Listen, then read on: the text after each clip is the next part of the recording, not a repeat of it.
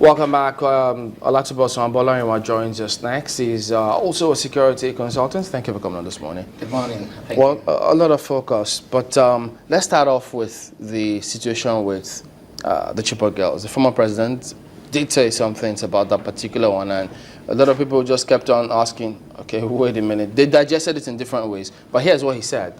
Let's play that for you to hear.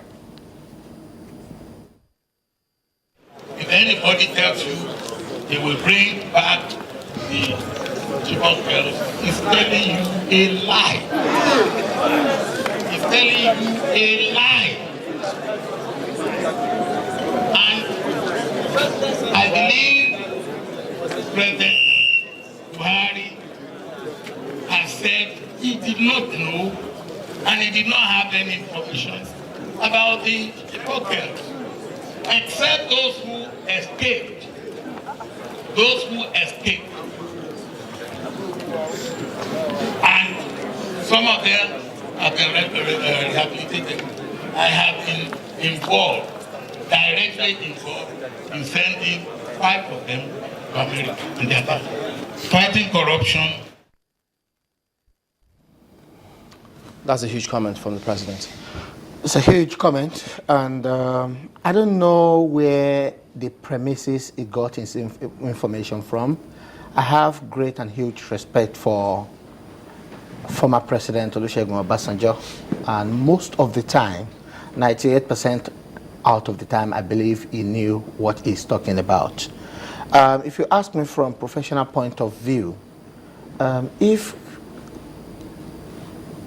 somebody is kidnapped for more than 100 days and there has not been any viable, sustainable or positive intelligence about their whereabouts, well, we may want to say from a military man perspective, it could be right. I also don't know the level or the quality of intelligence that has been made available to him on a top secret platform that made him come out to say that. The only bit I seem to be having issue with is that I only hope and pray that that is not the media by which the parent of the girl got to know about the fate of their daughter. If that is the case, then it is quite unfortunate.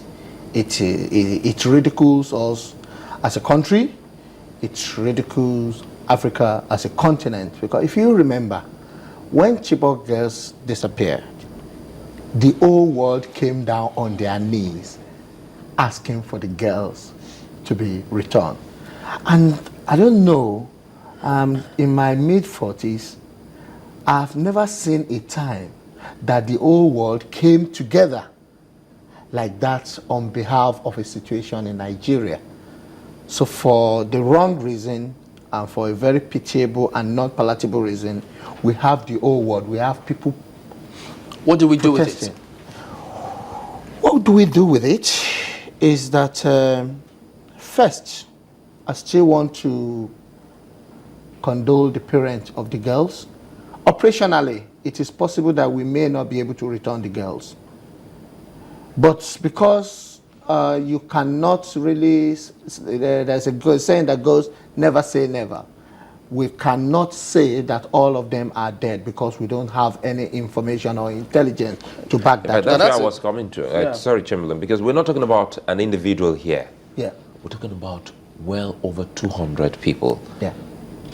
Till this moment, we still haven't been able to find 1, 5, 10, 20, and the statement for President Obasanjo. Okay. That will go back to what I said about the comment of President Obasanjo. You know, before you ask me a question here, you've done your own research. You've asked questions. You have your own fact. I can see you have an iPad in front of you. You've done internet search. I don't know what kind of intelligence report that was made available to the former president before he said that. Let me tell you one of the possibility of what might have happened. There's something we call collateral damages when it comes to military operation. So I want to rescue Sulaiman Alede from a building where he's being kidnapped. And I have 3 men pointing guns at it all went bad and we started shooting. It is possible that the kidnapper would have killed Sulaiman because we did not comply as a security operative.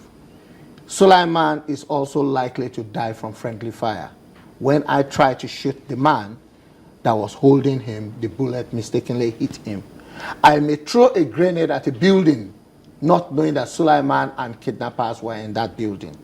If you bring all this scenario into what has been happening in the Sambisa forest and the type of shelling and everything, maybe on a top secret base, I'm not very sure, on a top secret base, I'm not very, very sure about this. It is possible that during the period of all these air raids, land drill and everything, there has been collateral damages. But no country will come out and tell you that type of ugly story in the world. America have their own issues. UK has their own issue where they have to make decisions that will lead to disasters. It remains a top secret to come out another day. Does it worry you that, we'll talk about possible, possibilities, possible places where the girls have been held. First, it was about Sambisa Forest. And now we're going to hear that technically Boko Haram has been defeated, even though a senator from one of those states is saying something contrary. And if technically Boko Haram is out of Nigeria's northeast region, it then means perhaps the Sambisa Forest would have been combed by the Nigerian military. Doesn't it bother you that we still haven't heard stories about the Chibok girls, maybe after the entry into Sambisa Forest? It bothers me as a father and as a citizen of Nigeria. It really bothers me. It saddens me, I must say to you. It touches me as if I'm related to those girls. But that will now bring us back to, I wouldn't want us to mix two issues together. The success in the effort of the military to combat terrorism and insurgency, and the incident of about 220 girls missing from a boarding school where they are being kept are two different incidents. But Mr. Abolarinwa, I think it looks like one definitely will give you the pass mark. It looks like an equation. So if you say it's been successful and you don't arrive at this answer, I'm just because trying to... we're putting this side by side with what the former President Obasanjo has said. And if that is the sore point, and don't forget that it was even a campaign issue.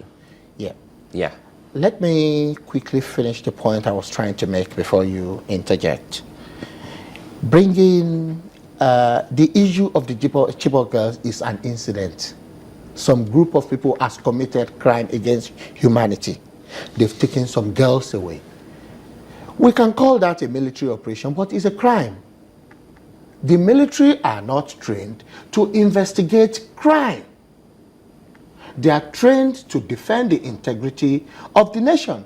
And that now brings the position where we relegate the police Don't they have intelligence unit? Who? The military. The military. The military has the intelligence unit. But what is the main purpose of that intelligence unit? Are they trained and empowered to track, to look for people, to interview people, to interrogate people, and translate the intelligence they gather into governing a metropolitan society? Or is that designed for defending the integrity? You cannot tell me that paracetamol will do the work of an antibiotics. They have two different purposes, although they could be prescribed by the same physician.